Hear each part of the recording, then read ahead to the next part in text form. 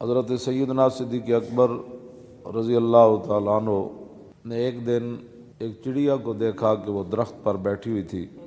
تو آپ نے فتنفس الصعداء، آپ نے بڑی لمبی سانس کھینچی۔ یہ ان لوگوں کے لیے ہے کہ جو غلط لوگوں کے ساتھ کھڑے ہیں، پھر غلط ظلم کرتے ہیں، پھر حکمرانوں ہی کرتے ہیں، پھر حکمرانوں کے کاسہ لیس بھی ہیں اور ان کی غلط باتوں کی تائید بھی کرتے ہیں، یہاں تک کہ وہ اسلام کے خلاف بھی اگر کوئی بات کر دیں تو پھر بھی اس کی وہ تعویلیں کرتے ہیں اور کہتے ہیں نہیں انہوں نے تو کچھ بھی نہیں کیا، وہ تو بڑے عاشق رسول ہیں۔ تو یہ ان بدبختوں کے لیے ہے کہ افضل الخلق بعد الرسل ہوں اور اسلام قیامت تک ان کا مکروز ہو، اور ان کی غار والی ایک نیکی جو حضور کی ناموس کے لیے انہوں نے کی، اور دن والی ایک نیکی جو مرتدین اور ختم نبوت کے منکرین کے خلاف جو آپ نے لشکر بھیجا،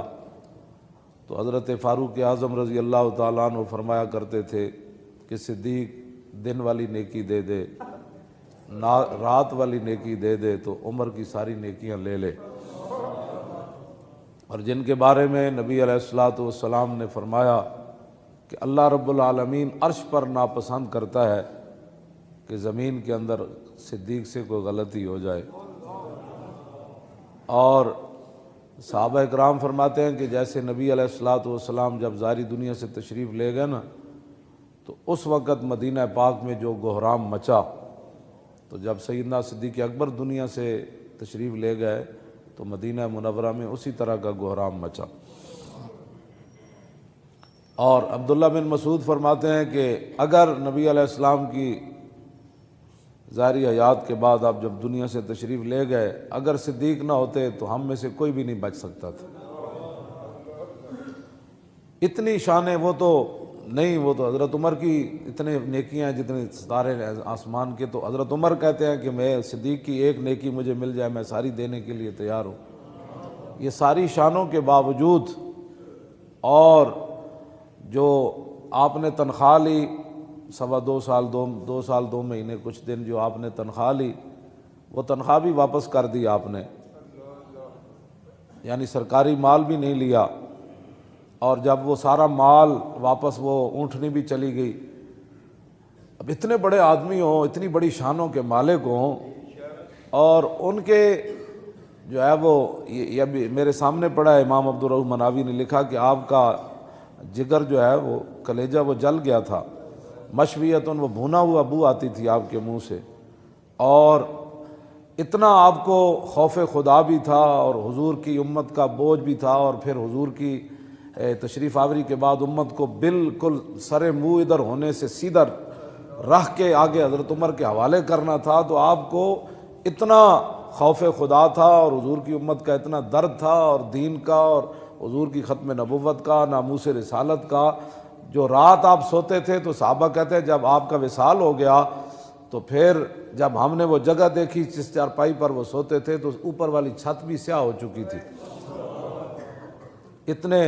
آپ درد سے سانس لیتے تھے رات کے وقت کہ میں نے حضور کی امت کو کس راستے پر جو ہے وہ کیسے چلا کر حق پر پھو توڑ لے جانا ہے، اور منکرین ختم نبوت کا کیسے کلا کما کرنا ہے، اور مرتدین کو کیسے راہ راست پر لانا ہے، مانعین زکوٰۃ کو کیسے سیدھا کرنا ہے۔ اور صحابہ کی جو حالت سرمے جیسی ہو گئی، اور صحابہ گلیوں میں پھرتے تھے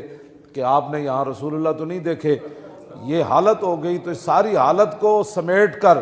پھر اسی راستے کے اوپر گامزن کرنا، اور پھر کیسر و کسریٰ کے دروازوں کی طرف حضور کے غلاموں کو روانہ کرنا اور اسلام کو اوپر لانا۔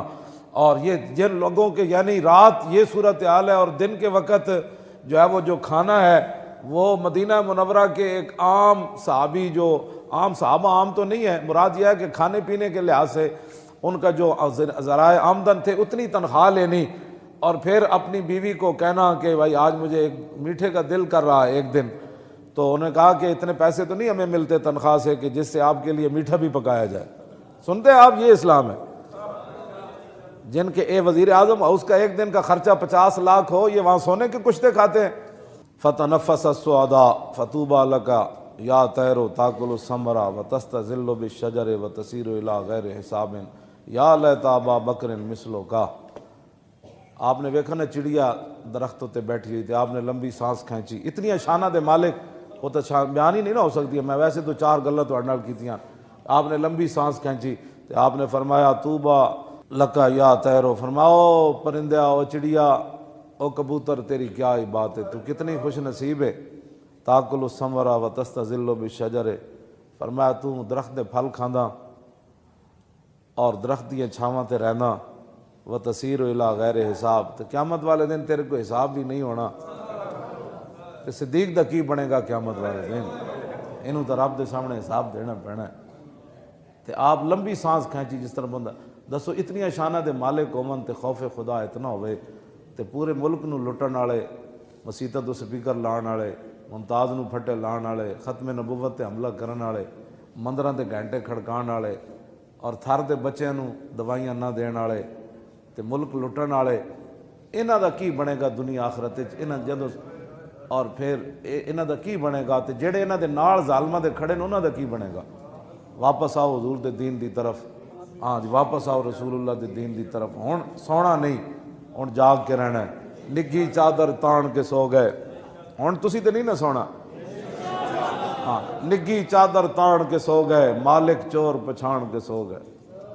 لٹن والیاں رج کے لٹیا، جاگن والے جان کے سو گئے۔ ہن نہیں سونا، حضور دا دین لیاؤ، کیوں جی؟ ہاں توجہ جی، او توجہ بھائی، انشاءاللہ جدو تسی حضور دے دین دی طرف چل پاؤ گے نا، ایک قرآن دا وعدہ ہے، نص ہے قرآن دی، والذین جاہدوا فینا لنہدینہم سبلنا وان اللہ لمع المحسنین۔ فرمایا جو لوگ ہمارے راستے میں چلنا چاہتے ہیں،